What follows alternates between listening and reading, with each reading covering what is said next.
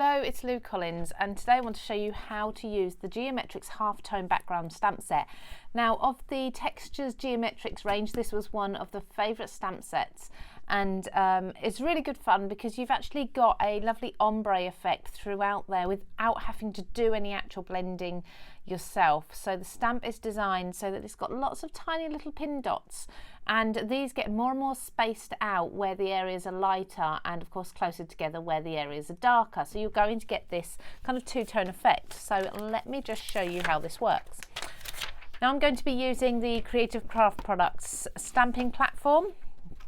Let's just pop my magnets on there. It's an A6 stamp set. Now I'm going to just slightly offset this because I'm going to restamp in a different colour in a moment to show how you can layer this up as well.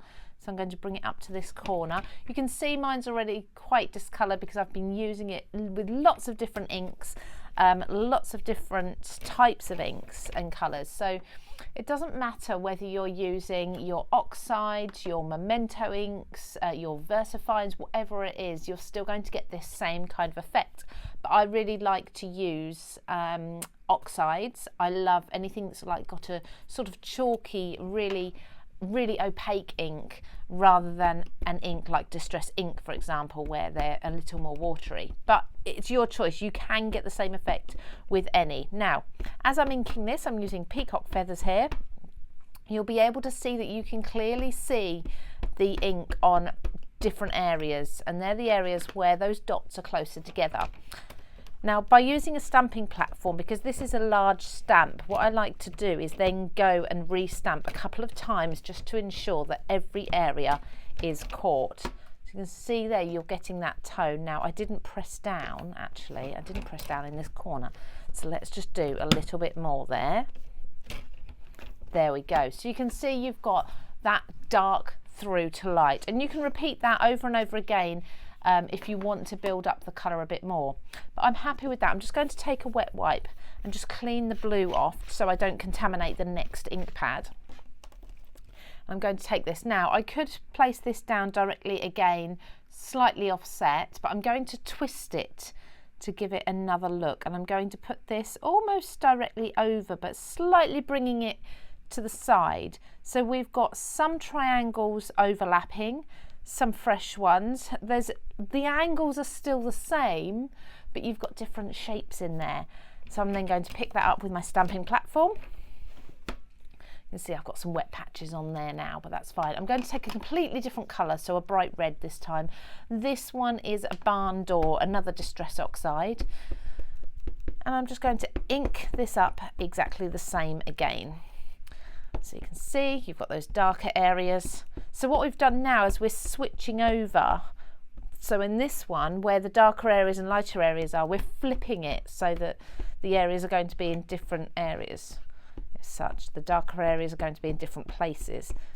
Right, now, because my ink pad isn't evenly inked as such, it's starting to wear a little, so I may need to re-ink this one.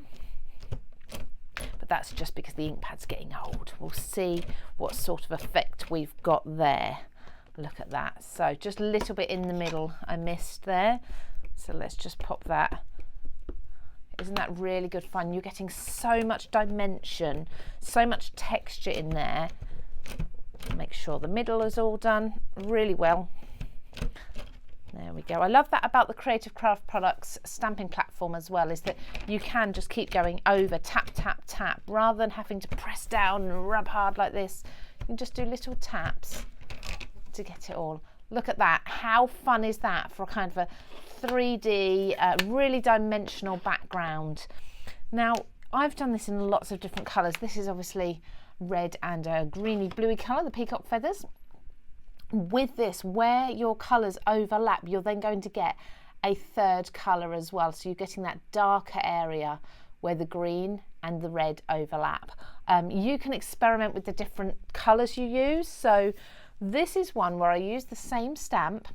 Rather than doing it all in one colour, I just stamped it the once, but I did it with a pale green, and then I blended it into I think it was milled lavender, a Distress ink.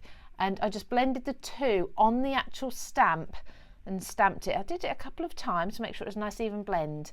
And then as you can see over the top, I've got this outline. Now this outline is actually another element from the Textures Geometrics range, and it's made to coordinate with this stamp set. So it's the A6 panels die set. There's 2 panels in here, but it's this one that's going to perfectly overlay this. So let me just show you how that works. You can see we've got the white overlaid there. Then I've stamped, I think it's actually peacock feathers again, and a purple there. And I've overlaid just one area with a gold with that die. I've used here with a silver using I think that's Twisted Citron, and a blue there. And then this is one where I actually used embossing powders.